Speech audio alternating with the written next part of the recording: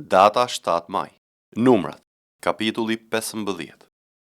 Pastaj Zoti I foli Mojsiut, duke I thënë: Folu bijve të Izraelit dhe u thuaj: Kur do të hyni në vendin ku duhet të banoni dhe që unë ju jap, do t'i ofroni Zotit një flijim të bërë me zjarr, një holokaust, apo një flijim për kryerjen e një kushti, apo si ofertë vullnetare ose në festat tuaja të caktuara, për t'i bërë një erë të këndshme Zotit me një kafsh, të marrë nga kopeja e kafshëve të trasha atë imta. Ai që do t'i paraqesë ofertën e tij Zotit, do të ofrojë si blatim ushqimor 1/10 e efas maj mielli të përzier me 1 qerek hini vaj.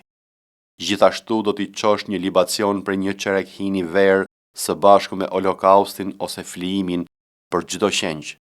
Në qoftë se bëhet fjalë për një dash, do të çosh si blatim ushqimi 2/10 efe maj mielli të përzier me 1/3 hini vaj, dhe do të bësh një libacion vere për 1/3 hini si një ofertë me erë të këndshme për Zotin. Por në rast se në vend të holokaustit ose të flijimit çon një dëm të vogël për kryerjen e një kushti apo të një flijimi falënderimi për Zotin, së bashku me dëmin e vogël do të ofrohet si blatim I ushqimit maj mielli në një sasi 3/10 të efas e përzier me gjysmë hini vaj. Dhe do të çosh si libacion gjysmë hini verë. Është një flijim që bëhet me zjarr me një erë të këndshme për Zotin. Kështu do të veprohet për çdo dëm të vogël, për çdo dash, për çdo qenj ose kec, sipas numrit që përgatitni. Do të veproni kështu për çdo kafshë që do të sillni. Të gjithë ata që kanë lindur në vend do veprojnë kështu kur do t'i ofrojnë një flijim me zjarr me erë të këndshme Zotit. Dhe nëse një I huaj që banon me ju ose kushdo tjetër që të ndodhet me ju në brezat e ardhshëm dëshiron të ofrojë një flijim të bërë me zjarr me erë të këndshme për Zotin, do të veprojë si ju. Do të ketë një statut të vetëm për gjithë asamblen, për ju dhe për të huajin që banon midis jush. Do të jetë një statut I përjetshëm për të gjithë brezat tuaj. Ashtu siç jeni ju, ashtu do të jetë edhe I huaj përpara Zotit. Do të jetë po ai ligj dhe po ai dekret për ju dhe për të huajin që banon me ju. Dhe Zoti I foli Mojsiut, duke I thënë: Folu bijve të Izraelit dhe u thuaj atyre: Kur do të arrini në vendin ku po ju çoj unë, dhe do të hani bukën e vendit, do t'i paraqisni Zotit një ofertë e lartë. Nga prodhimi I parë I brumit tuaj do të paraqisni një kulaç si ofertë e lartë. Do ta paraqisni si një ofertë e lartë e lëmit. Nga prodhimi I parë I brumit tuaj do t'i jepni Zotit një ofertë e lartë për gjithë brezat tuaj. Në qoftë se keni kryer një mëkat nga padituria dhe nuk keni respektuar të gjitha këto urdhërime që Zoti I ka dhënë Mojsiut, të gjitha ato që Zoti ka urdhëruar me anë të Mojsiut, nga dita që Zoti ju ka dhënë urdhra dhe më vonë për të gjithë brezat tuaj, në qoftë se mëkati është kryer nga padituria, pa marrë vesh nga asambleja, gjithë asambleja do të ofrojë një dëm të vogël si holokaust me erë të këndshme për Zotin, së bashku me blatimin e tij të ushqimit dhe libacionin e tij sipas asaj që është dekretuar, si dhe një kec si flijim për mëkatin. Kështu prifti do të bëjë shlyerjen për të gjithë asamblenë e bijve të Izraelit dhe ky mëkat do t'u falet sepse është një mëkat I kryer nga padituria dhe ata kanë sjell ofertën e tyre, një flijim I bërë me zjarr për Zotin dhe flijimi I tyre për mëkatin e tyre nga padituria përpara Zotit. Do t'i falet tërë asamblesë së bijve të Izraelit dhe të huaj që banon midis tyre sepse tërë populli e kreu këtë mëkat nga padituria. Në qoftë se është një person I vetëm që kryen mëkatin nga padituria, ai të ofrojë një dhimbje motake si flijim për mëkatin. Dhe prifti do të bëjë shlyerjen përpara Zotit për personin që ka mëkatuar nga padituria kur e ka bërë pa njohjen e duhur. Prifti do të bëjë shlyerjen për të dhe mëkati do t'i falet. Si për ata që kanë lindur në vend midis bijve të Izraelit ose për një të huaj që banon midis jush, do të keni një ligj të vetëm për ata që mëkaton nga padituria. Por ai që kryen një mëkat me qëllim, qoftë I lindur në vend apo I huaj, thyen Zotin, ky njeri do të shfaroset në mes të popullit të tij, sepse ka përçmuar fjalën e Zotit dhe ka dhunuar urdhërimet e tij. Ky njeri duhet të shfaroset, do të mbaj barrën e paudhësisë së tij. Ndërsa bijtë e Izraelit ishin në shkret e tir, gjetën një njeri që mblidhte dru ditën e Shabatit. Ata që e gjetën duke mbledhur dru, e quan te Mojsiu, tek Aroni dhe para tërë asamblesë, dhe e futën në burg sepse nuk ishte përcaktuar ende se ç'duhet të bënin. Pastaj Zoti tha Mojsiut: Ky njeri duhet të vritet, e tërë asambleja do ta vrasë me gur jashtë kampit. Kështu tërë asambleja e qoi jashtë kampit dhe e vrau me gur dhe ai vdiq ashtu siç e kishte urdhëruar Zoti Mojsiun. Dhe Zoti foli Mojsiut duke i thënë: Folu bijve të Izraelit dhe u thuaj atyre që të bëjnë brez pas brezi thek në cepat e rropave të tyre dhe të vënë në çdo cep një kordon në ngjyrë manushaqeje.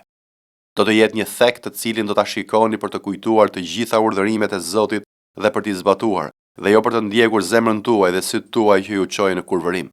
Kështu do të kujtoni të gjitha urdhërimet e mia dhe do t'i zbatoni në praktik dhe do të jeni të shenjtë për Perëndin tuaj. Unë jam Zoti, Perëndia juaj që ju nxori nga vendi i Egjiptit për të qenë Perëndia juaj. Unë jam Zoti, Perëndia juaj. Psalmi 51. Ki mëshirë për mua o Perëndi sipas mirësisë sate, për dëmshurinë e madhe që ke, fshi të liga që kam bërë.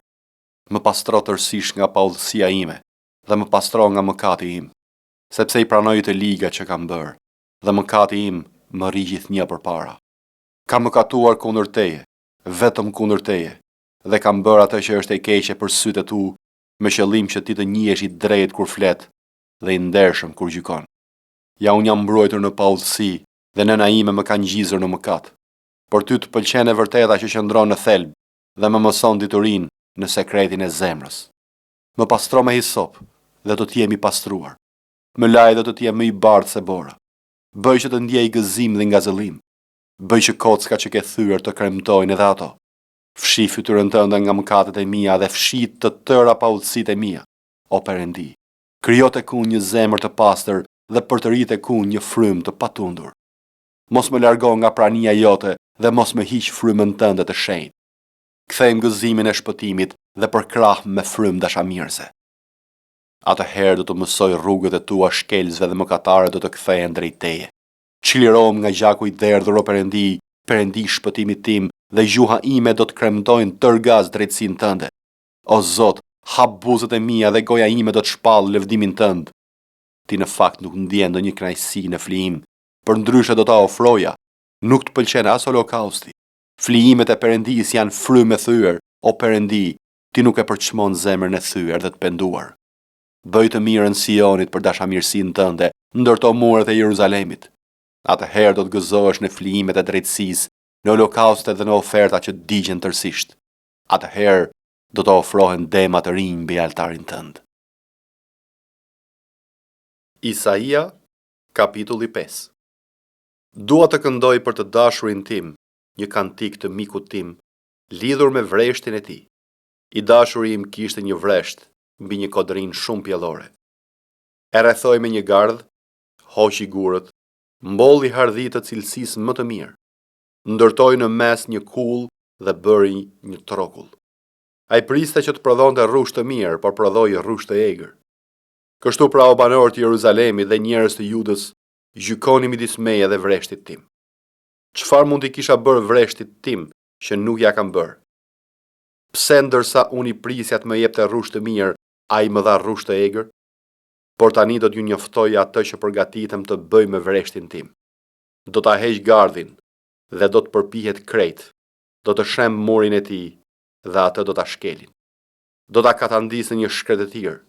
As nuk do ta krasit, as nuk do ta punoj me shat, por do të mbijnë ferra dhe gjemba. Dhe do të urdhëroj ret që të mos bjerë shi fare. Vreshti i Zotit të ushtrive është shtëpia e Izraelit, dhe njerëzit e Judës janë mbëltesa e kënaqësisë së tij.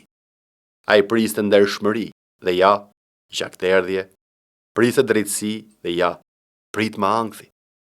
Mirë ata që i shtojnë shtëpisë një shtëpi tjetër, që bashkojnë një arë me një arë tjetër, derisa të mos ketë më vend dhe kështu të mbeten të vetmuar për të banuar në mes të vendit. Në veshët e mi, Zoti i ushtrive është betuar.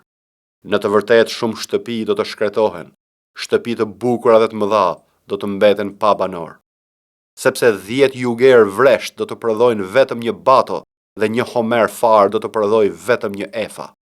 Mirë ata që ngrihen herët në mëngjes për të turrur pas pijeve dese dhe vonohen deri në mbrëmje sa të flakarohen nga vera. Në banketet e tyre ka qeste, harpa, dajre, fyell dhe verë, por ata nuk i kushtojnë kujdes veprës së Zotit dhe nuk marrin parasysh atë që ai ka bërë me duart e tij. Prandaj populli im shkon në robëri për mungesë njohurie. Fisnikëria e tij vdes nga uria dhe turma e tij do të digjet nga etja. Prandaj Sheoli ka zmadhuar gojën e tij dhe e ka hapur gojën e tij jashtë mase, dhe në të do të zbresin lavdia e tij, turma e tij, zhurma e tij dhe ai që feston në të. Njeriu i zakonshëm do të përulet, njeriu i rëndësishëm do të ulet dhe sytë e krenarve do të përulen. Por Zoti i ushtrive do të jetë lartësuar në gjyq dhe Perëndia i shenjtë do të tregohet i shenjtë në drejtësi. Atëherë qëngjat do të kullosin si në kullotat e tyre dhe të huajt do të përpin arat e shkretuara të pasurve. Mirë ata që tërheqin padrejtësinë me litaret e falsitetit dhe mëkatin si me litaret e qerrës, dhe thonë: le ta bëj shpejt, le ta krye veprën e tij që të mund ta shohim. Le të afrohet dhe të kryet plani të shenjtit të Izraelit që të mund ta shohim. Mirë ata që e quajnë të mirë të keqen dhe të keqe të mirën, që ndorojnë terrin në dritë dhe dritën në terr, që ndorojnë hidhësirën në ëmbëlsi dhe ëmbëlsinë në hidhësi. Mirë ata që janë të urtë në sytë e tyre dhe të zgjuar para vetvetes. Mirë kampionëve në pirjen e verës dhe të shkathëve në përzierjen e pijeve dese, që e nxjerrin të pafajshëm njeriu e keq për një dhuratë dhe ja mohojnë të drejtit të drejtën e tij. Prandaj ashtu si një gjuhë zjarri përpin kallamishtet dhe flaka konsumon kashtën, kështu rrënja e tyre do të hiqet si një kalbësir dhe lulja e tyre do të hiqet si të ishte pluhur, sepse kanë hedhur poshtë ligjin e Zotit të ushtrive dhe kanë përçmuar fjalën e të shenjtit të Izraelit. Për këtë, zemrimi i Zotit është ndezur kundër popullit të tij. Ai ka shtrirë dorën e vet kundër tij dhe e ka goditur. Kështu, malet të drodhen dhe kufomat e tyre rrinë si mbeturina në mes të rrugëve. Megjithë këtë, zemrimi i tij nuk është qetësuar dhe dora e tij rri e shtrirë. Ai do të ngrejë një flamur për komët e largëta dhe do të fërshëllejnë nga skajet e tokës, dhe ja, ato do të vinë shpejt dhe menjëherë. Asnjë prej tyre nuk do të jetë i lodhur ose do të lkundet, asnjë nuk ka për të dremitur ose për të fjetur. Brezi i ijeve të tyre nuk do të zgjidhet, nuk do të këputet gjalma e këpucëve të tyre. Shigjetat e tyre janë me maj dhe tërë harqet e tyre janë të nderura. Thundrat e kuajve të tyre do të duken si gur dhe rrotat e qerreve të tyre si një shakullim. Vrumbullima e tyre do të jetë si ajo e një luani, do të vrumbullojnë si luan të vegjël, po, do të vrumbullojnë, do ta zënë gjahun dhe do ta çojnë në një vend të sigurt dhe askush nuk do t'u heq. Atë ditë do të ulërin kundër Judës ashtu si ulërin deti. Po të shikosh vendin, ja, errësira dhe ankthi, dhe drita do të errësohet nga ret. Hebrejve, kapitulli 12. Prandaj edhe ne, duke qenë të rrethuar nga një re kaq e madhe dëshmitarësh, duke hedhur te çdo barr dhe mëkatin që na qarkon kaq lehtë, le të rendim me durim në garën që është përpara nesh, duke i drejtuar sytë te Jezusi, kreu dhe plotësonjësi i besimit, i cili për gëzimin që ishte përpara tij duroi kryshin, duke e përçmuar fyrjen dhe ul në të djathën e fronit të Perëndis. Kujtoni pra atë që duroi një kundërshtim të tillë nga ana e mëkatarëve kundër tij, që të mos lodheni dhe të ligështoheni në shpirtin tuaj. Ju ende nuk keni kundërshtuar deri në gjak, duke luftuar kundër mëkatit, dhe keni harruar këshillën që ju drejtohet juve përsi bijve. Biri im, mos e përçmo ndrejqen e Zotit dhe mos e humb zemrën kur ai të qorton, sepse Zoti ndreq atë që do dhe fshikullon çdo bir që ai pranon. Në qoftë se ju duroni ndrejqen, Perëndia sillet me ju si me bij, sepse cili është ai bir të cilin se ndreqi ati. Por po të jeni pa ndrejqje, në të cilën të gjithë u bën pjesëtar, atëherë jeni kopila dhe jo bij. Pastaj etërit tanë sipas mishit i kishim ndrejqës dhe i respektonim ata. A nuk do t'i nënshtrohemi edhe më tepër atit të frymrave për të jetuar? Sepse ata na ndrejqen për pak ditë, ashtu siç u dukej më mirë, kurse ai për të mirën tonë që të bëhemi pjesëtar të shenjtërisë së tij. Por çdo ndrejqje aty për aty nuk duket se sjell gëzim, po hidhërim, por më pas u kthej një fryt të paqshëm drejtësia atyre që janë ushtruar me anë të saj. Prandaj drejtoni duart e kapitura dhe gjunjët të kputur, dhe bëni shtigje të drejta për këmbët tuaja që ajo që çalon të mos ndrydhet, por më tepër të shërohet. Kërkoni paqe me të gjithë dhe shenjtërim, pa të cilin askush nuk ka për të parë Perëndin. Duke u kujdesur që askush të mos mbetet larg hirit të Perëndis, dhe se mos mbi ndonjë rrënje hidhur dhe t'ju turbulloj dhe me anë të saj të ndoten shumë njerëz.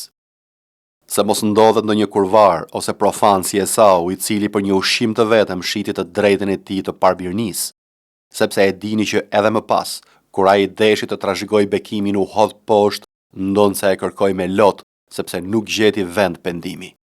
Sepse ju nuk ju afruat malit që mund të kapet me dorë dhe që digjet me zjarr, as errësirës, as territ, as stuhis, as tingullit të boris, as zërit të fjalëve, të cilin ata që e dëgjuan u lutën që atyre të mos u drejtohej më asnjë fjalë, sepse nuk duronin dot urdhrin, nëse edhe një shtazë prek malin të vritet me gur ose me shigjeta. Dhe aq e llahtarshme ishte pamja sa Mojsiu tha: unë jam i friksuar dhe po dridhem i tëri. Por ju afruat malit Sion dhe qytetit të Perëndisë i gjallë, Jeruzalemi qiellor dhe morisë së ëngjëve, kuvendit të përgjithshëm dhe kishës së të parlindurve që janë shkruar në qiej, dhe Perëndis, gjykatësit të gjithëve, dhe frymërave të drejtëve që u bën të përsosur, dhe Jezusit, ndërmjetësit të beslidhjes së re dhe gjakut të spërkatjes që flet më mirë se ai i Abelit. Kujdes se mos refuzoni atë që flet, sepse në qoftë se nuk shpëtuan ata që refuzuan atë që fliste kumtimin hyjnor mbi dhe, aq më pak do të shpëtojmë ne, po t'i kthejmë kurrizin atij që flet nga qielli, zëri të cilit e drodhi atëherë dheun, por tani bëri këtë premtim, duke thënë: unë edhe një herë do ta tund, jo vetëm dheun, por edhe qiellin. Dhe kjo edhe një herë tregon ndorueshmërinë e gjërave që tunden, si të bëra me dorë që të mbeten ato që nuk tunden. Prandaj, duke marrë një mbretëri të patundur, le ta ruajmë këtë hir me anë të cilit i shërbejmë Perëndis në një mënyrë të pëlqyeshme, me nderim e me frikë, sepse Perëndia ynë është një zjarr glabërues.